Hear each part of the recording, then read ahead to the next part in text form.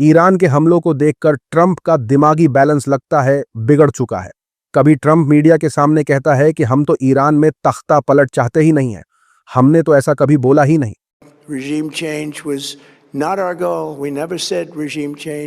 फिर 5 मिनट बाद ट्रंप कहते हैं कि हम ईरान पर हमला इसलिए कर रहे हैं क्योंकि हम वहां तख्ता पलट करना चाहते हैं और अपने मतलब की सरकार बैठाना चाहते हैं।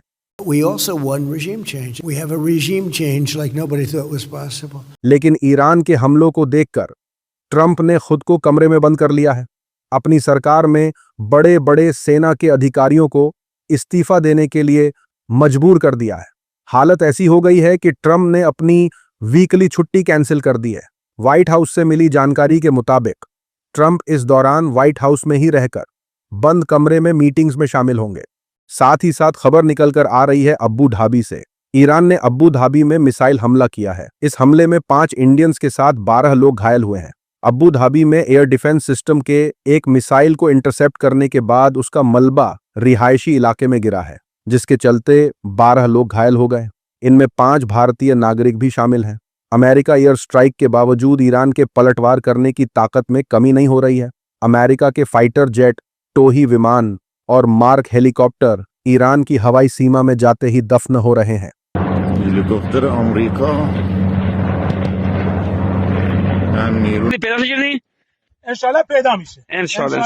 उधर इजराइल भी ईरान को मिल रहे सपोर्ट को लेकर परेशान है।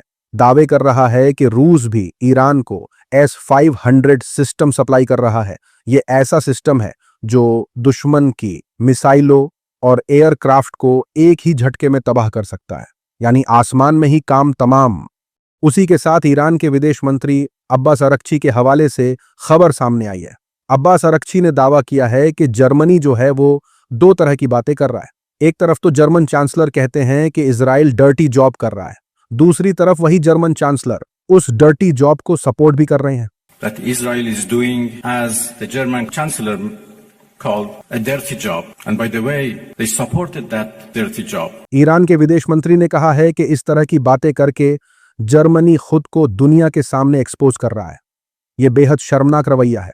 खबरें हैं कि यूएस और इजराइल दोनों मिलकर अब्बास अरक्ची को कत्ल कर देने की धमकियां दे रहे हैं। इन खबरों पर विदेश मंत्री ने कहा कि आपकी धमकियों को मैं अपने जूतों पर रखता हूं, आप हमें डरा नहीं सकते।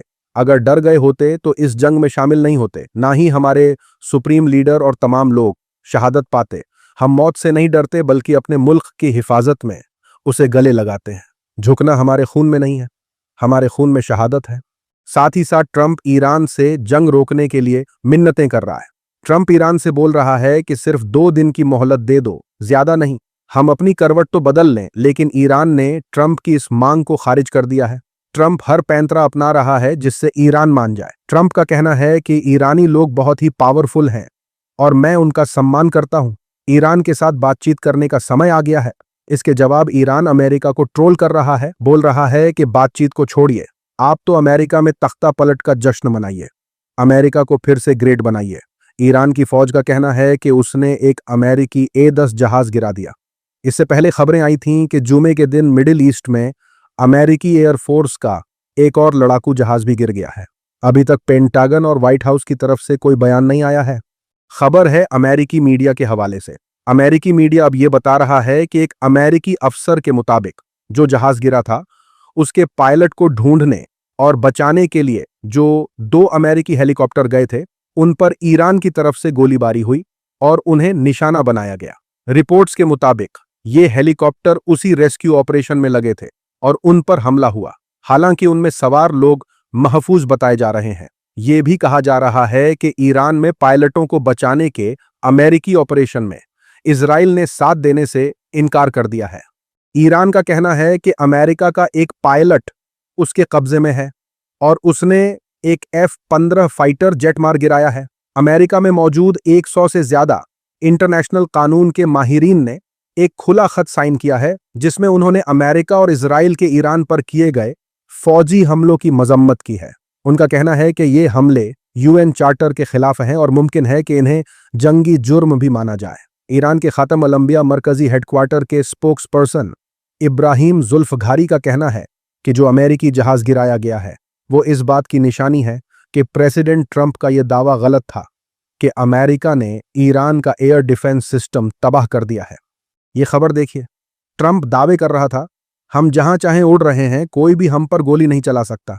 Flying wherever we want. We have nobody even shooting at us. लेकिन हकीकत ये सामने आ रही है कि ईरान ने एक अमेरिकी F-15 जेट गिरा दिया। ईरान ने एक A-10 जहाज को भी निशाना बनाया। ईरान ने F-16 को मजबूर कर दिया कि वो इमरजेंसी लैंडिंग करे और KC-135 को भी इमरजेंसी ऐलान करना पड़ा। ईरान दुनिया का पहला मुल्क है जिसने कई अमेरिकी एडवांस फाइटर जेट एक के बाद एक गिरा दिए। ईरान से करीब 6 लाख बैरल कच्चा तेल लेकर आने वाला टैंकर पिंग शून अब भारत के वड़िनार बंदरगाह की बजाय चीन के डोंगिंग की तरफ जा रहा है। कहा जा रहा था कि 7 साल बाद पहली बार ईरानी तेल भारत आने वाला है, लेकिन आखिरी वक्त पर रुख बदल गया। वजह बताई जा रही है पेमेंट से जुड़ी मुश्किलात। ईरान अब उधार देने को तैयार नहीं है, जबकि अमेरिकी सैंक्शन वेवर 19 अप्रैल तक लागू है। इस सूरत हाल पर यह भी कहा जा रहा है कि हुकूमत की मल्टी अलाइनमेंट और एनर्जी सिक्योरिटी की बातें स्टेटमेंट्स तक ही महदूद रह गई हैं, क्योंकि अमेरिका के दबाव के चलते मजबूत पेमेंट सिस्टम नहीं बन पाया। नतीजा यह हुआ कि तेल चीन चला गया और अब भारत को फिर महंगे तेल पर डिपेंड होना पड़ सकता है। सवाल उठ रहा है कि क्या हुकूमत कौमी मफाद से ज्यादा अमेरिकी दबाव को तरजीह दे रही है? साथ ही साथ अपडेट निकल कर आया है रसोई गैस किल्लत के हवाले से। वेस्ट एशिया में लड़ाई शुरू होने के बाद दुनिया के कई मुल्कों में गैस की किल्लत चल रही है। ऐसे में भारत के लिए एक राहत भरी खबर सामने आई है। 46,000 मीट्रिक टन से ज्यादा LPG लेकर आने वाला टैंकर ग्रीन सानवी आज सुबह हॉर्मुज स्ट्रेट पार करने के करीब था और उम्मीद है कि ये 6 अप्रैल तक मुंबई पहुंच जाएगा। ये मालूमात जहाज परिवहन महानिदेशालय की तरफ से दी गई है। खबर निकल कर आ रही है सऊदी अरब से। पिछले महीने सऊदी अरब में अमेरिकी एम्बेसी पर ईरान के ड्रोन हमले से पहले बताई गई जानकारी से ज्यादा नुकसान हुआ था। ऐसा वॉल स्ट्रीट जर्नल ने जुमे के दिन अमेरिकी अफसरों के हवाले से बताया। यह हमला 3 मार्च को हुआ था, जब एक ड्रोन रियाद के डिप्लोमेटिक क्वार्टर में मौजूद एयर डिफेंस को चकमा देकर सीधे अमेरिकी कंपाउंड पर जा गिरा। इसके बाद एक दूसरा ड्रोन भी आया और उसी जगह पर टकराया, जिससे एक और जोरदार धमाका हुआ। उधर ईरान की विदेश मंत्रालय का कहना है कि 28 फरवरी से शुरू हुए अमेरिका और इसराइल के हमलों में 600 से ज्यादा स्कूल और तालीमी मराकिज यानी एजुकेशन सेंटर निशाना बने हैं या नुकसान पहुंचा है। उनका दावा है कि इन हमलों की वजह से बड़ी तादाद में तालीमी इमारतें तबाह हुई हैं और कई बच्चों और उस्तादों पर भी इसका असर पड़ा है। खबर है कि ईरानी फौज ने एक बार फिर इजराइल की तरफ भेजे जाने वाले एक मिसाइल या ड्रोन पर पैगाम लिखा है। रिपोर्ट के मुताबिक इस बार यह पैगाम हजरत ईसा मसीह की तकलीफों की याद में लिखा गया है। उस पर लिखा था, हजरत मरियम के बेटे ईसा मसीह ने जो तकलीफें झेली उनकी याद में और उस दिन की उम्मीद में जब वो वादा किए गए मेहदी के साथ वापस आएंगे। इससे पहले एक वायरल वीडियो में भी मिसाइलों पर अलग अलग मुल्कों के लिए शुक्रिया के पैगाम लिखे दिखे थे। उन पर लिखा था, thank you people of India. और इसी तरह स्पेन, जर्मनी और पाकिस्तान जैसे दूसरे मुल्कों के लिए भी शुक्रिया अदा किया गया था, जिन्होंने जारी अमेरिका इसराइल जंग के दौरान तेहरान के साथ हमदर्दी दिखाई। आज की वीडियो में इतना ही। अपनी राय सुझाव कमेंट में जरूर बताएं। मिलूंगा आप सभी से अगले वीडियो में। तब तक के लिए अपना ख्याल रखें।